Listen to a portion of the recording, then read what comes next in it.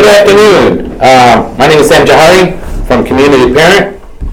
Good afternoon, Charlie Buckley. Good to be here. Well, we've had a busy week. We went to Beecher High School on Monday, and How did that go? I missed this week. I was traveling. well, to be honest with you, this is the first kind of like Flint school that we really got into, and very disrespectful, I guess is a good word to use. But we held our own, and we told these kids exactly what it was like, and I think the majority of them really appreciated the message, and they seemed very thankful. And afterwards, they came up and gave their condolences and told us thank you for coming to our school. When we do Chasing the Dragon, in the beginning it's playing rock and roll music, and it's showing you people that are shooting up and people that have died. It shows you a picture of a autopsy, stuff like this. And a lot of times, with kids, as the music is playing, they're really into it. They're dancing, they're laughing, they're enjoying the music.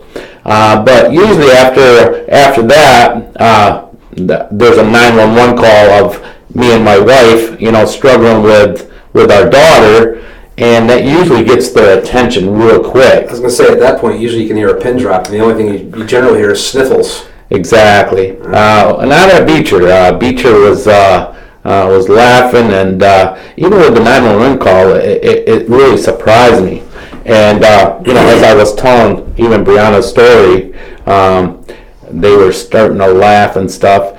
And as we do these, people that are struggling with addiction, that's a way for them to not to admit to themselves, so they'll snicker or they'll laugh or they'll say something stupid, or funny for them. But with Beecher, there was a lot of them, a lot of them. But I think, at one time I says, it's not funny. And what's going to happen, addiction is going to end up at your doorsteps. Oh, it's already there. Definitely. Yeah, it's already there. There were a number, number one, being involved in the north end of Flint, for the past number of years as a coach and as a parent in one of the schools up there. That's probably the hardest hit area of our community. Is if you would have a map. I remember that the murder map they did last year on January 1st. I remember. Yeah, New Year's Day. That was, it's just a several block area where the majority of them are, and it would be interesting to see if they were to overlay on that murder map where they're having overdoses and other, drug-related, crimes, because sure. I'm sure you'd see a great deal of overlap. Well, I remember I had a principal from the Flint area. He came out to when we were doing the presentation. I think it was Goodrich or Davison at the time, and he comes to me afterwards and he says, great presentation. He says, but at my school we're not really dealing with hard drugs. We are dealing with marijuana, and the marijuana is pretty much with the kids, and their parents are using this. I says, well, with all respect, I says, why do you think all these deaths are happening in our town, in the city of Flint? They're all drug related. Right. Either they're dealing or they didn't pay the drug dealer. Right. So or they break into a house to steal money to sell something and get drugs and they get shot. Exactly. Yeah. Exactly. I find that a lot of these administrators, principals, they don't want to bring it out in the open, and they got their head in the sand saying, oh, it's not happening here, or it is, but not to that extreme, or it's not, the hard drugs isn't here. It's everywhere. It's at every corner of all the United States. Mm-hmm. It doesn't matter where you live. It doesn't matter how much money you have It doesn't matter what color your skin is. It's not prejudice to anything or anybody.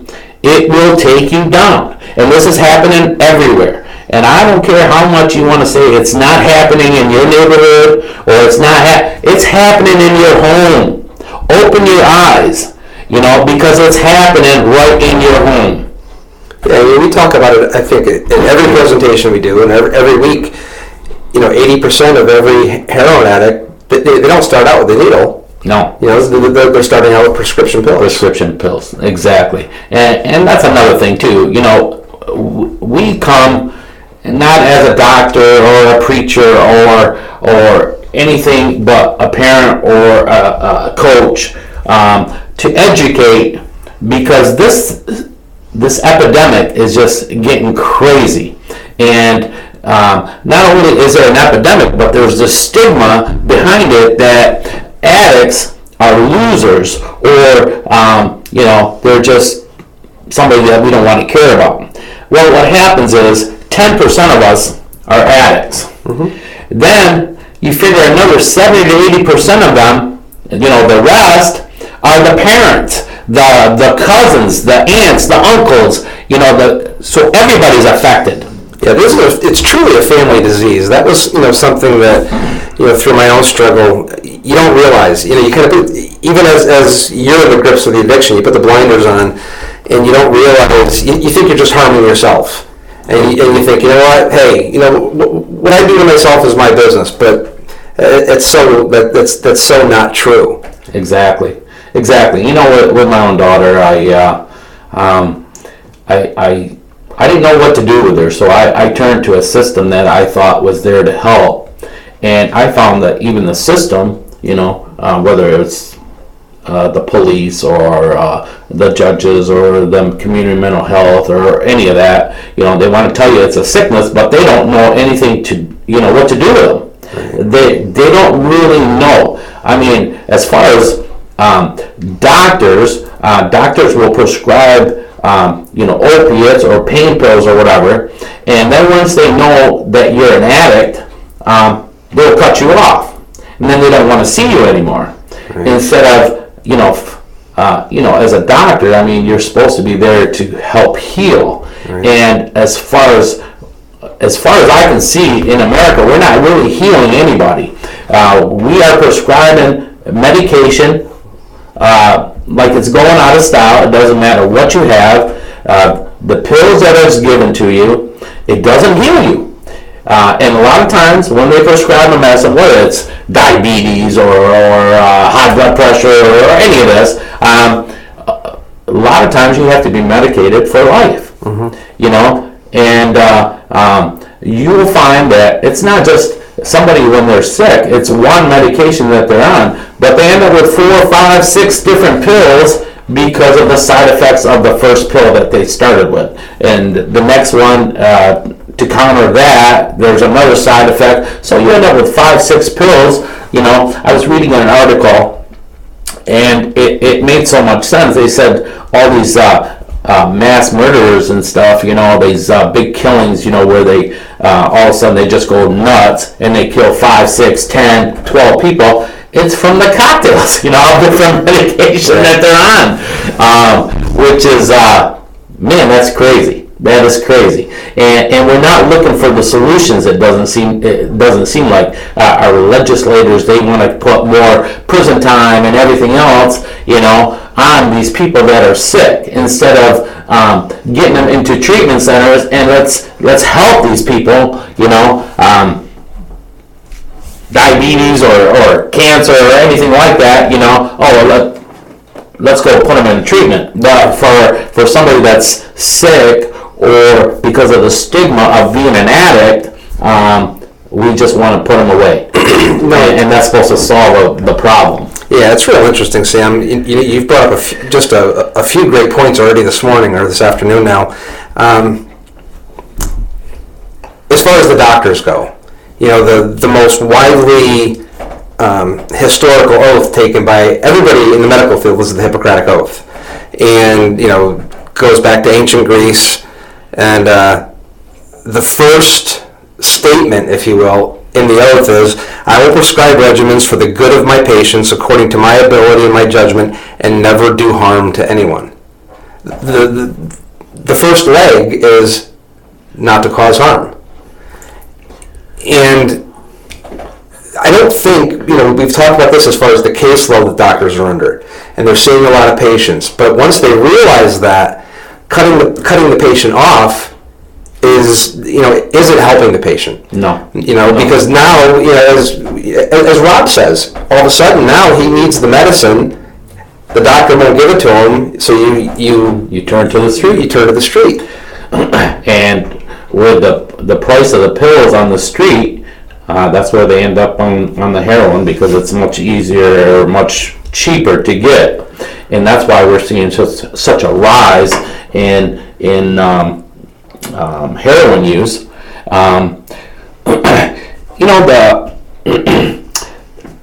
The whole thing is we need to step back. We've been doing, we've had this war on drugs since the 1970s, and it seems like we're building more prisons, we're having more police officers, and this dilemma just keeps getting bigger and bigger. And we've got people that's in prison for life, Based on marijuana offenses alone, 3 strikes and... Exactly. What I don't understand is, okay, we make a law, down the road we see that this law isn't working. Why don't we retract it? Why don't we change it? Why do we just keep doing the same thing? If you keep doing the same thing with the same results, it seems like it's time to change. Yeah. But I'm not that educated. I ain't gonna say I am. That's not what I do. But these people with this education and stuff, you would think they would get a wake-up call. Yeah. A couple weeks ago, we were talking about these legislators, I think in Virginia. More prison time for people with doing heroin. Possession of heroin. Possession of heroin. Well, I tell you what, I think as a dealer of heroin, these are murderers. It's not that they're. But 2 months ago, I seen this guy. He went to court for not possession, but for selling heroin, and he was given 2 years sentence. Which I'm like, well, what's going on there? This guy's a dealer. An addict is one thing, but a dealer is something else. And sometimes the addict, they will end up with more prison time because these dealers, they know how much they can carry or whatever, to get the very minimum. Yeah. So one of the things, and my only rebuttal to that, and I don't have the data, but I know that there's a good percentage of the dealers who are addicts themselves. Exactly. And the reason they're selling is to support their own habit. Exactly. Which doesn't excuse what they're doing. No, it doesn't. It doesn't. Well, but they're just as sick as the people they're selling to. Exactly. We have somebody that speaks with Community Parent, doing Chasing the Dragon, and that's what he did. He was the dealer. He worked for the gangs, and what happened is his addiction ended up taking over. Well, I guess what we need to do is we have to come up with some kind of solutions to this nightmare, because this dilemma is just not going away. This epidemic is just getting crazier and crazier. Last week I was on Channel 12 news, and it was about the heroin. I'm going to try and get this put up for you guys to hear, but even this morning, I had a friend of mine, he sent me this thing about in the Detroit area. We'll play this first, and I'll try and find the other one for you. So, what happens is a lot of times they lose their driving privileges and stuff, and they were talking about in Detroit, they hop on this heroin express. I want a career in a life. So they hop on the bus and they go and get their get what they need to get taken care of. prescription pills harder to get, heroin is becoming the drug of choice for more and more young people across Metro Detroit. As 7 Action News reporter Ronnie Dahl discovered, getting your hands on the drug is just a bus ride away. Along Gresham Avenue on the east side, the Smart Bus is a lifeline for thousands. But for some drug users, it's a pipeline, their ticket to get high. Saturday afternoon, cameras rolling, we follow the bus as it stops in cities like Roseville and East Point. Then it's a short walk across 8 Mile into the D.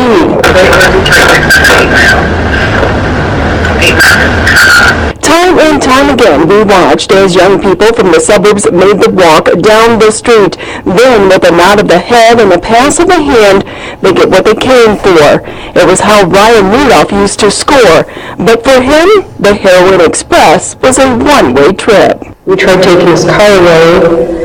That's when we worried about kids taking the bus to go down to Detroit to get drugs. Ryan's addiction to heroin took over his life. October 20th, 2007, the 18-year-old's mom got a message from a stranger informing her her son was dead. Your son, this is not a joke. He can be found between St. Jean and Connor and the side streets between Mac and East Warren. I'm terribly sorry, ma'am. There really was nothing any of us could do. But he had thrown away his body in a vacant field. Just left him there. Ryan's parents are not alone in their grief. Since his death, young people continue to board the Heroin Express. It became the transportation of choice when Detroit began cracking down on people coming into the city to buy their drugs. They've taken to using the bus so the vehicles are not seized.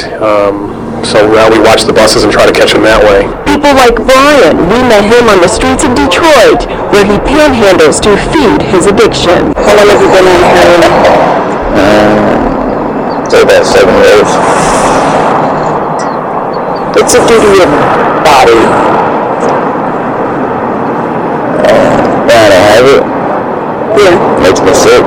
Volunteers with Helping Hands have been trying for months to give Brian help, but convincing him and other addicts to leave the streets and get clean is hard. A lot of these clients that out here panhandling that heroin users, they're not going to do that in because they get $300 or $400 a day out here panhandling, and that's to keep their habit up. Like many addicts, Brian has tried rehab before. Heroin is a hard habit to break, but this day Brian decides he is ready to give rehab another try. Do you want to get help?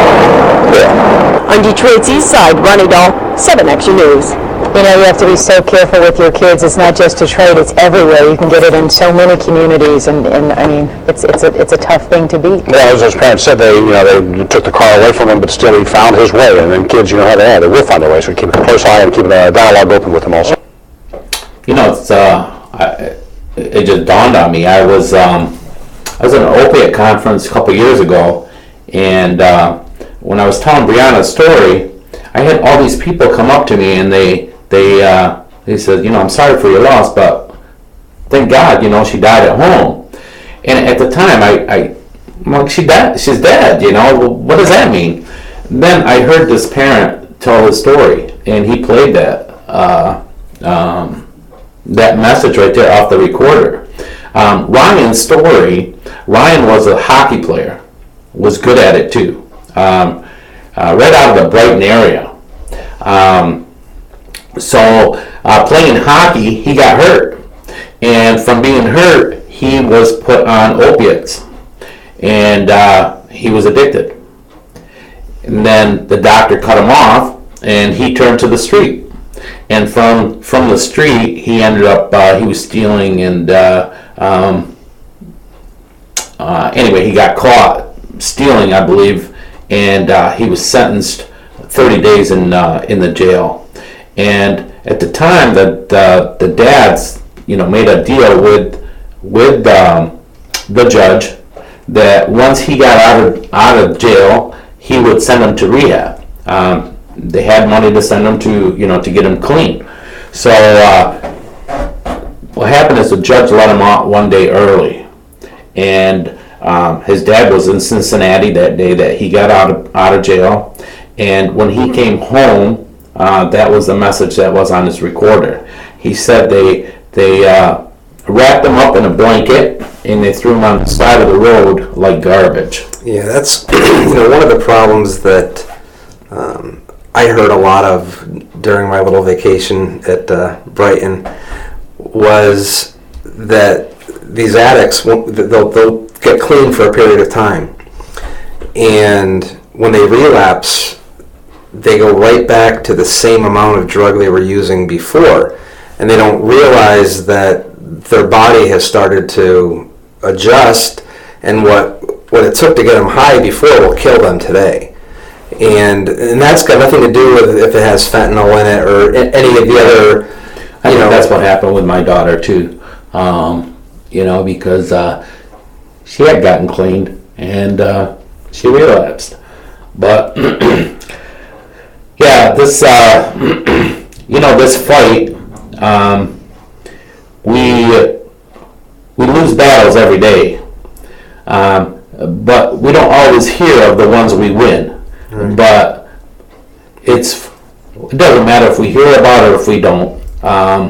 It's worthwhile for us, for anybody that we save or we touch with our words, or they get the message. And I've had a few instances where people sent me messages on Facebook, and they thank me for saving their life, and it's just a wonderful, wonderful feeling. And those are just the ones that we hear about. Like I said, it's worthwhile because it doesn't matter, or if we hear somebody that we saved or whatever, but we know that people are being touched by the message, and it is getting through. You're right, and you know what scared me? This was funny. When we were talking about it before, about the audio clip that you just played with Detroit, I didn't even search this. I just had my news page up, and there was a report that came over this morning from ABC News about the Silk Road, which is a website used for black market drug sales. And it just said in September the FBI arrested the man who was alleged to be running Silk Road, and but it's not only back up and running, but the new version is more vibrant than ever. And they grabbed a screenshot off of it, and the first thing is there's 382 ads to buy opiates. And it just goes on and on and on. And I'm looking at this stuff, and I remember when the doctor prescribed me the OxyContin, they were 80 milligrams. I was getting 90 pills a month. Well, those 80 milligrams I could have, if I had chosen to, sold them to a dealer for $1 a milligram. So that was $7,200 a month that I mean, not that I did, but that I could have made, and then I don't even know what they would sell them for. Sure. But that's outrageous. Yeah. And I mean, right here they've got pictures, and what do you want? Yeah. And it's gonna come to your front door in FedEx or UPS or US Mail. I mean, I don't even know how they do that, but well, exactly. It's crazy. You stop that bus, and people go to the another one. Yeah, they go to the internet, and it's insane.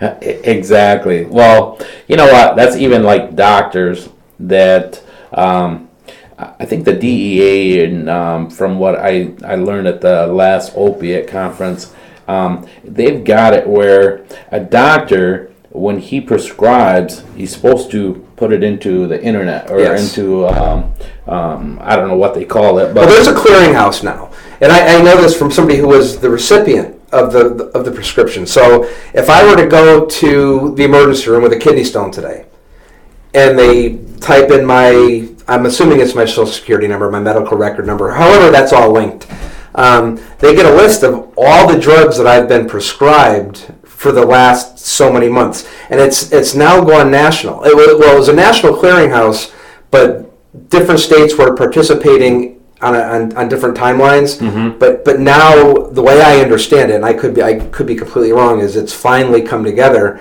because people were just doctor shopping. Well, exactly. It's from what I understand at the last opiate conference that I was at, it was all the states are into this, so you can't go to Ohio and Right. get your drugs there because it's all on the internet or on the computers or whatever, so they have that information. All but Florida. Yeah. And they will have planefuls coming in, the DEA, they're getting wind of this. They showed us at the opiate conference that I was in a few months back of this office. It's supposedly a doctor's office or whatever, but they just walk in.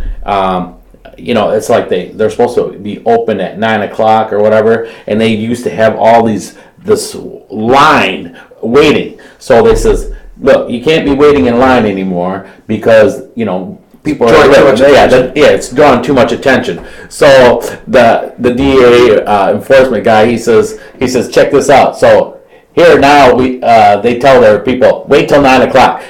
As soon as it's 9 o'clock, all these people are walking into this place, and they're in there for like not even 5 minutes. They get their stuff and they're out the door. It's more you just go in there and you say, this is what I want, and they walk out. Yeah. But they ended up getting this doctor's office. Man, they got planes, automobiles. I mean, all the toys. Besides the cash that was confiscated, it's crazy. I think the root of all evil is definitely money, and the devil is really going after the last dance. I would say. Yeah. No, the devil's real. He's out there. Yeah, definitely, and I think, to be honest with you, when you're on drugs, you're not in your right mind. No. My daughter, she used to tell me, she said, after I asked her, I said, why would you do this? Your mom, she died of heroin, and she said, I wanted to know what was so good about this drug that kept my mom away. But later, as we talked, she said, you know what, Dad, when I'm buzzed, when I'm high on that stuff, she says, I see my mom. I said, yeah, what the hell does she tell you? She says, just stay away from that stuff. I was like, what are you doing? That's crazy. And I think the devil, that's the only way he can get you. You have to welcome him in. And when you're not in your right mind, he uses money and drugs or whatever to capture you and to get your soul. Yeah, no, absolutely. And it's, we talked about it being a family disease. But the insanity of it, that's the part that it doesn't matter how much I've experienced or you've experienced or you read or you study or you hear people talk, you cannot walk away after hearing anybody's story without thinking that's just, if you're in your right mind, without thinking that's just insane. Exactly. When I checked into Brighton, I was on opiates, benzodiazepines, and alcohol. And I went in there saying I had a problem with pain pills. Because I thought, well, they're gonna cure me, and I'll still be able to drink. Well, pretty rapidly, it's a drug's a drug. Exactly. But you don't know. I mean, looking back on it now, it seems so obvious. But at the time, you are insane. Well, that's what we talk about, in when we do the Chasing the Dragon. 10% of us, the choice is that first time, but 10% of us, it will get a hold of us, and we will do anything and everything for our drugs. Sure. That's where addicts become criminals, because they have to have it. That one guy, he says, if I don't have it, I get sick. What did you say? It was like the bad flu or something? No, it's like the worst flu you've ever experienced in your life. You're cold, but you're sweating. You're throwing up. You can't stop your legs from shaking. You can't stop your hands from shaking. You can't think straight. You can't think about anything. You don't want to take the substance, whatever the substance is, but you know that as soon as you do, all that negative stuff goes away. Yeah. It's terrible. So 10% of us have what is called as a brain disease, we're just we feel inapt or something, and the drugs or the alcohol or whatever it is, it kind of gives us this euphoria that we're kind of complete, but we're far from it. Okay, so jail and prison is not the way to go. We need to have compassion for people that are sick, not only if they got cancer or diabetes, but even if they're addicts. What's happening is the cream of the crop. Okay, it's not people that are at a dead end. These are people that are educated. These are people that are good in sports. These are people that are great minds, that are just, they fall in that 10%. Right. These addiction genes that they carry, that will just take them under. Yeah, and as we've discussed in the past, trying to legislate a public health issue through criminalization, I mean, that's doomed for failure. It's absolutely doomed for failure. Exactly. We talked about this many times. I think it cost us $45,000 or something to house somebody in our prisons for a year. Where if we gave them treatment, I don't think it would cost us that much, and at least we will be helping to solve this, or have some kind of a solution instead of just putting them in prison and throwing away the key. And many times, the addict and or the criminal that comes out of prison is worse than the addict and or criminal that went into prison, because it's almost like going to addiction or criminal college. What you don't know yet, you're going to learn when you're inside. Exactly. Exactly. And what happens with drugs? There's so much money behind it, and believe me, there's a lot of corruption that goes with this. Whether it's our police force or senators, or you never want to go there. It's like, but this is true reality. Oh, the lobbyists follow the money. Exactly. Follow the money. We need to clean house. We need to clean house. We need to have compassion for people that are sick, and we obviously, closing our eyes to the problem and to this epidemic, and we want to keep this stigma that these are people that are no good or that don't belong in our society. But what's going to happen is it's going to end up at your doorsteps. We are losing people every 19 minutes. Someone is dying of an overdose of drugs and alcohol. That's just crazy. Well, the stigma, and I know you've spoken about it when you were dealing with your daughter, and that's what stopped me, because you can look back and say denial, and I denied it, and I'm sure there was a period where you denied it and said, I don't, it's just a phase or something, and I didn't want to raise my hand and speak up because I didn't want people to think I was weak. I didn't want people to think that it was a choice of willpower, or that it was a choice, of any kind. And so you make excuses, and the devil, if you will, he's there to give you every excuse you need, to rationalize your life away. And how do you, if we don't break the chain, break the cycle, and remove that stigma, it's never going to stop. I mean, even in the midst of my full-blown addiction, I used to see the some of the parody T-shirts or hats, like for the Betty Ford Clinic, and it would say "Rehab is for quitters," and I used to laugh. Or "The liver is evil; it must be punished," and I would laugh about it. Not realizing that my liver was failing, but laugh or sit there and watch on MTV with Dr. Drew Pinsky with Celebrity Rehab, or watch the intervention shows and think, oh, those people are messed up. Well, those people? Exactly. Oh my God, so many of them are better off than I was, and I'm sitting there going, oh yeah, there's something wrong with that guy. Exactly. That's where we started the program. We were talking about Beecher High School. Yeah. Okay. And that's why they laugh. You Yeah. know, it's not going to happen to me, but it's already happening, and that's why they're laughing about it. Well, you're old enough to appreciate this. Think back to the Andy Griffith Show, one of the most wholesome shows that has ever been on television. And what did you have? Who was one of the main comedic characters? Was Otis the town drunk.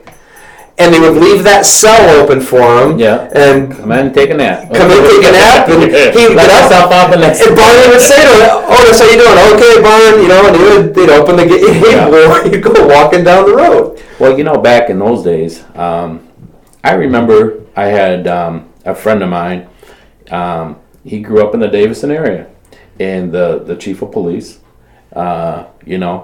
he would call the parent and he'd say, "Hey, your son's over here, he's drunk, Well, let him sleep it off, or drop him off at the house, where we were a tighter knit community. Right. We looked out for each other, Everybody knew everybody.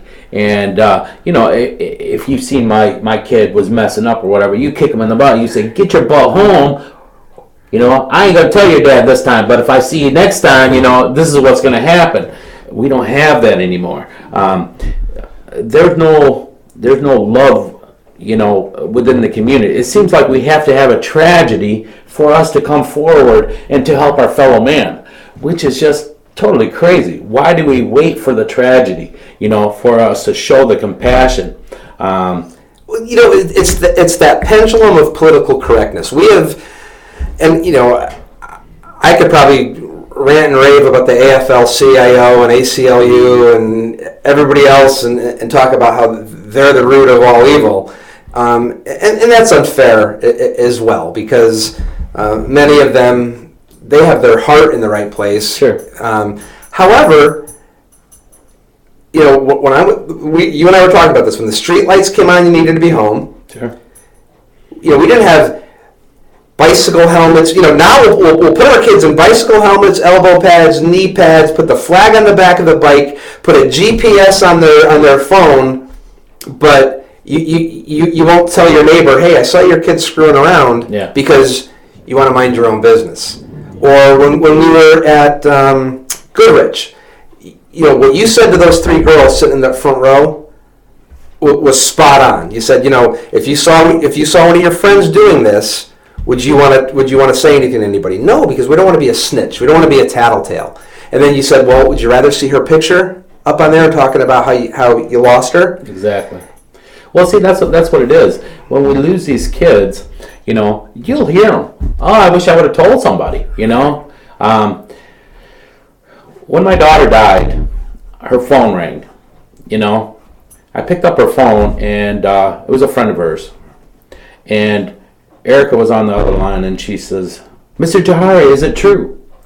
I said, "Yeah, Erica, it's true. Brianna's gone. Please don't do this shit." And she said something. She says, "Mr. Jahari, we overdose all the time. You're not supposed to die." That's crazy. 2 days later, this girl died because she thought one more time, and she died of the same thing. Kids, they just think they're invincible.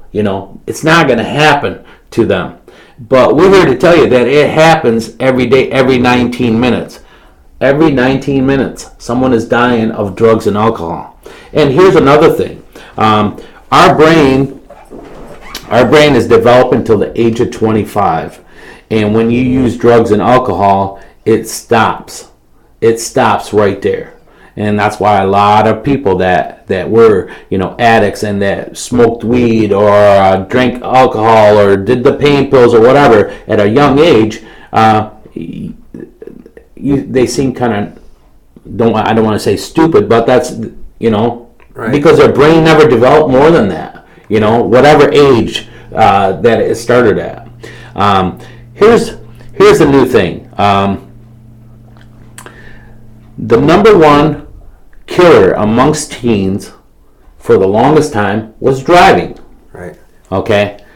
It's drugs. It's drugs and alcohol today. That's where we're at. Okay? We feel, I picked up this fight. I lost my child. I can't bring her back. But I'm hoping that, I can save somebody else's child. I'm hoping that, these kids, which we've been in front of over 37,000 kids now, that these kids, they see, they hear the message and they say, hell no, I don't want to go down this road, and it makes a difference that way. When their best friend or their girlfriend or boyfriend will say, hey, come on, try this, they can just say, hell no. And this is why we say hell no. Turn around and run. I live with a hole in my heart that never ever goes away. And I don't want no parent to feel the pain that I go through. Like I said, I can't bring her back, but I don't want the message of Brianna is to be because she died of an overdose. I want the message is how many did, to go out, how many did she save along the way? Over 37,000 kids have heard this message. Yeah, it's incredible. And, we talk about our generation. Our Pearl Harbor was 9/11. And on that day in the United States, we lost 3,000 people. And the world took notice and the United States stood still. Everybody was glued to the TVs, to their computers. And each year since then, in our country, we pause and we remember those 3,000 people.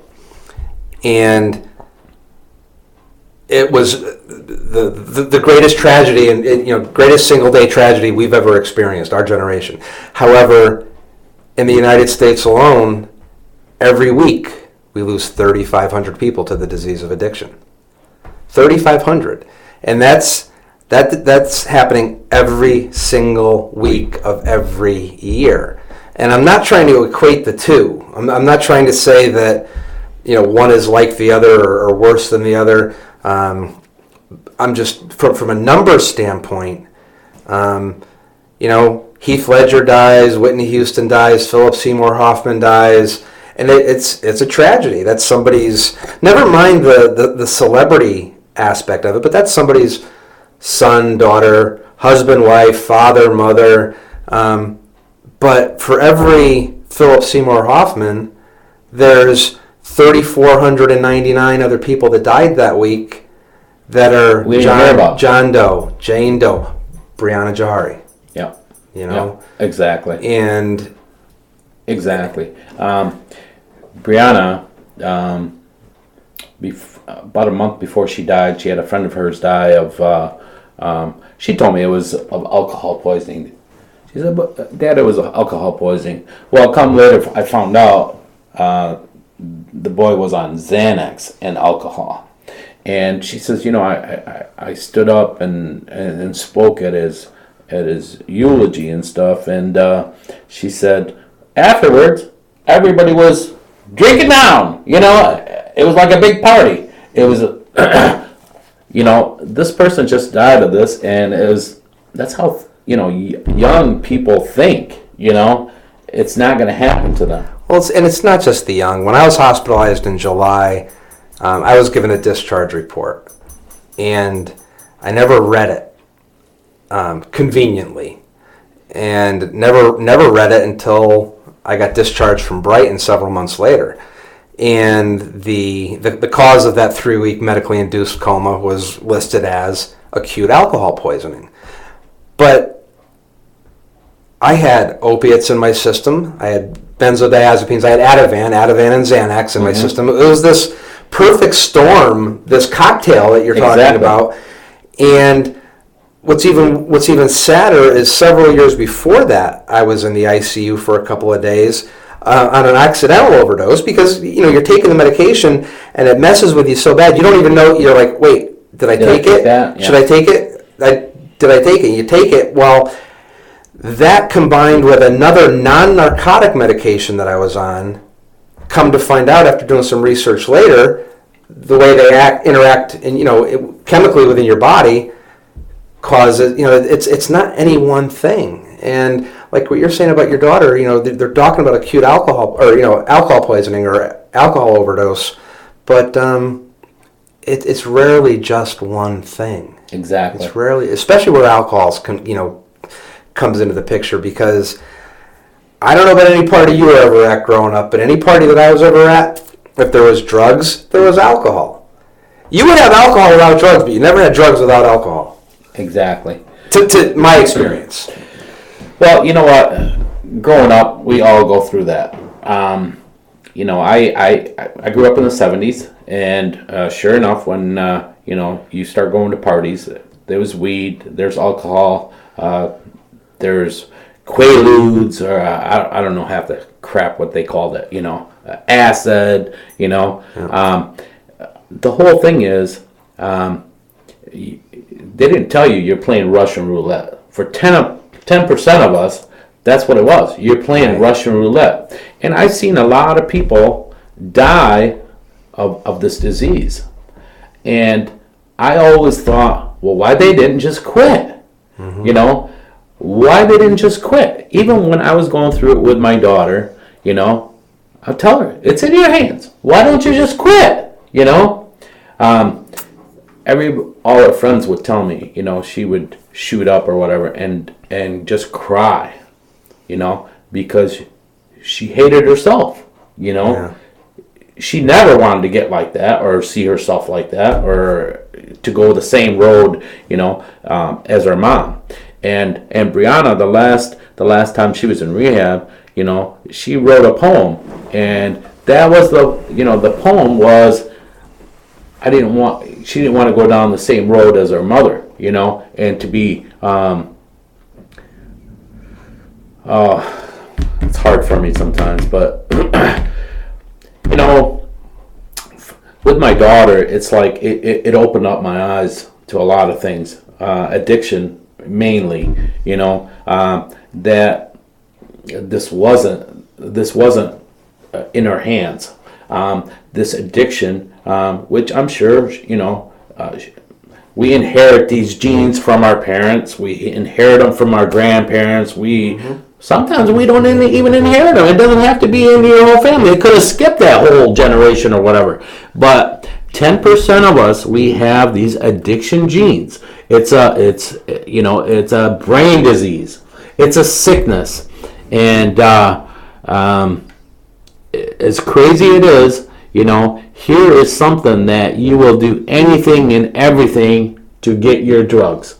You will kill, you will steal, you will lie, you will do anything and everything, you know, to get your drugs.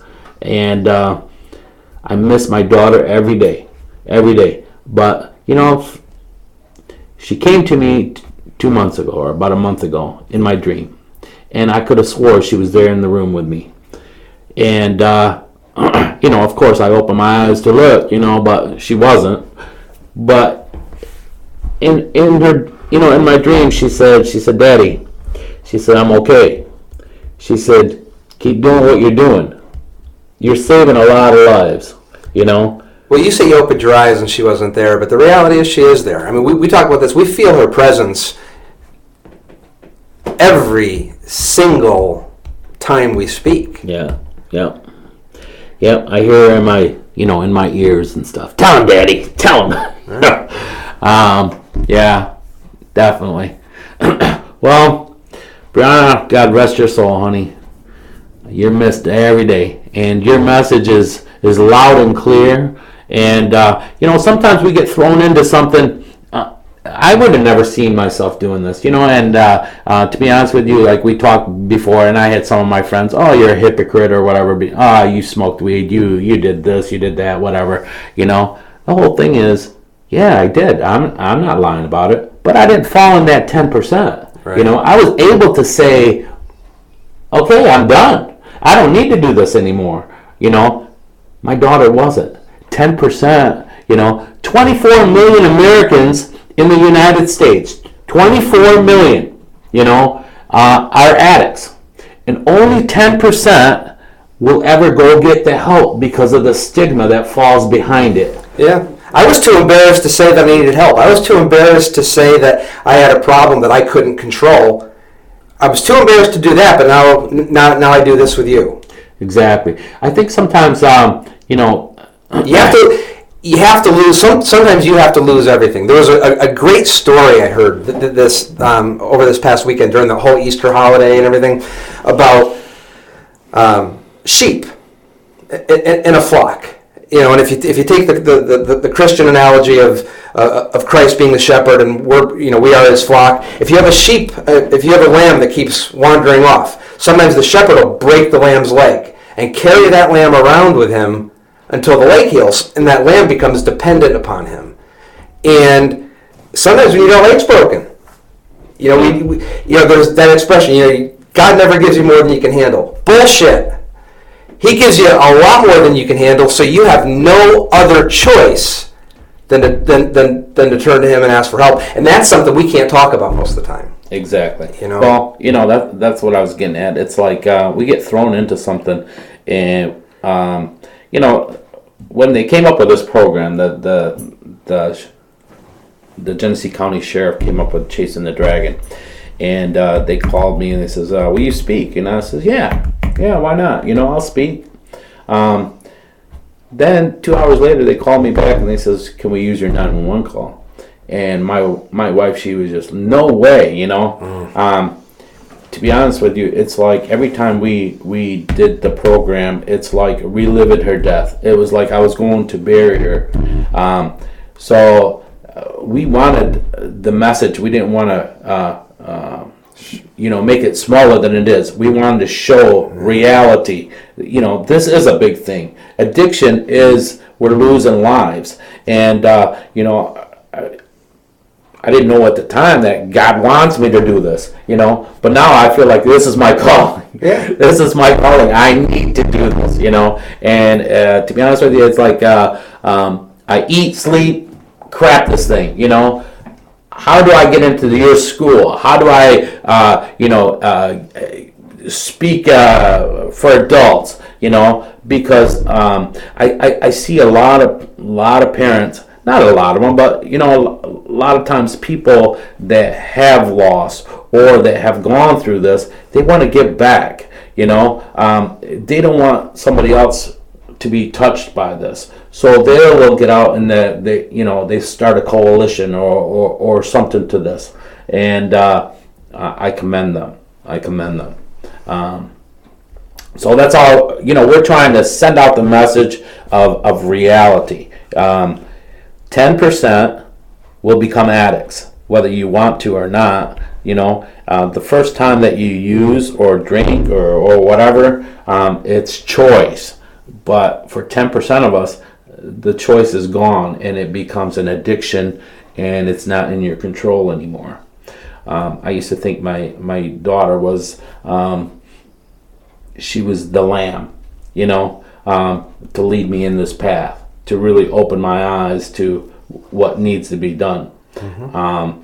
And I've we picked up this cause because we see how many people are affected by this. So we say 10%, then you got another, let's go on a small note, of 40%, right. Another 40%. So that's 50%. I think a lot of times as our government, they look at, it's only 10%. I've heard that. Well, only 10% are addicts, so we don't need to do anything, Bullshit, How about the other 40%, 50%, the people that go through the families, that go through the addiction. It's not just the one that's an addict, it's everybody around them is involved. Your neighbor, your everybody in your town. The reality is, at some point in your lifetime, 100% of the people in the United States will be touched by the disease of addiction. If it's not them or someone in their family, it's a neighbor, a coworker, or if you're a taxpayer. Well, last time I checked, you can't get out of paying taxes. So if you're a taxpayer, it's touching you. And there's so much better ways to spend our money than incarceration.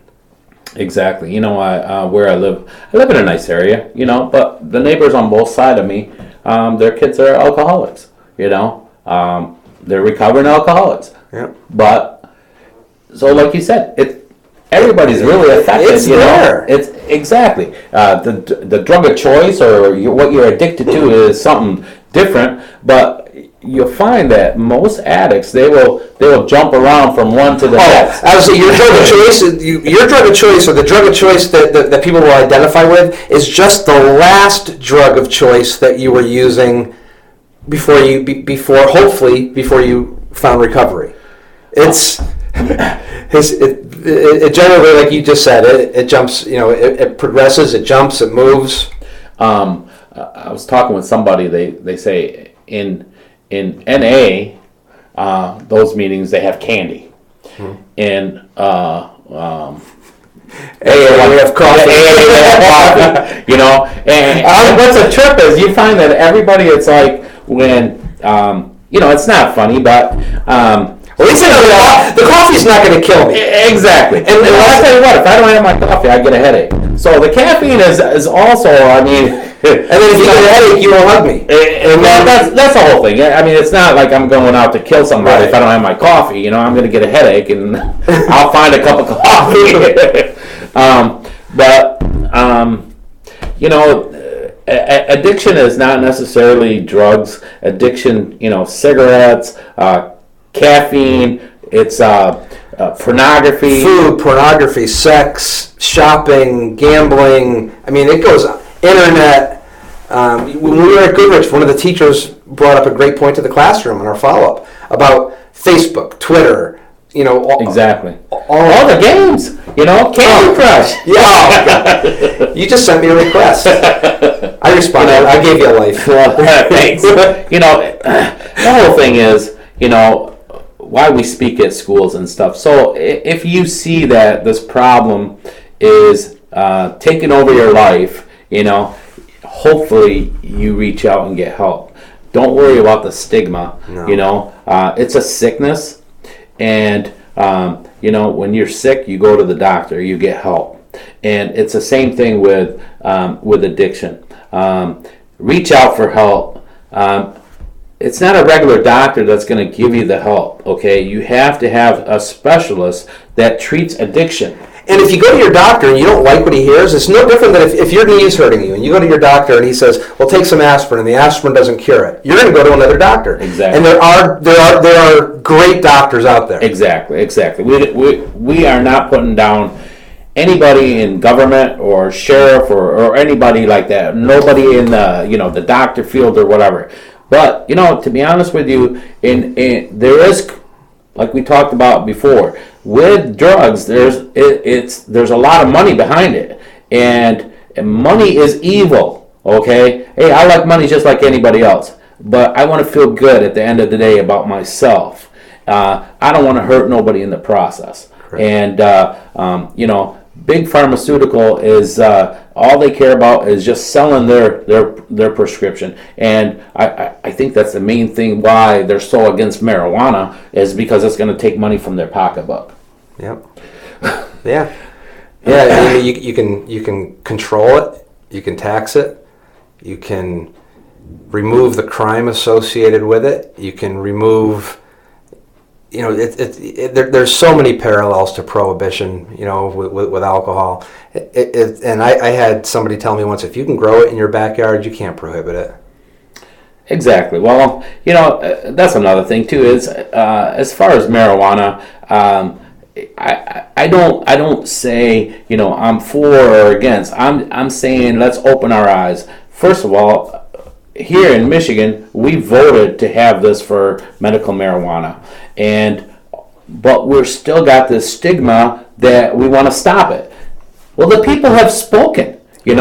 Let's find different ways of going about it. We're getting short on time. We will have to definitely pick this up at another time and talk about that. Good to have you back. Good to miss you. And thanks, Flint. Where are we Monday? We are at Northwestern High School at Monday at 8:15 in the morning. Northwestern High School, which is May 5th. May 12th, we are at Southwestern High School at 9:15. Thanks for listening, and have a great day. Thank you, everybody.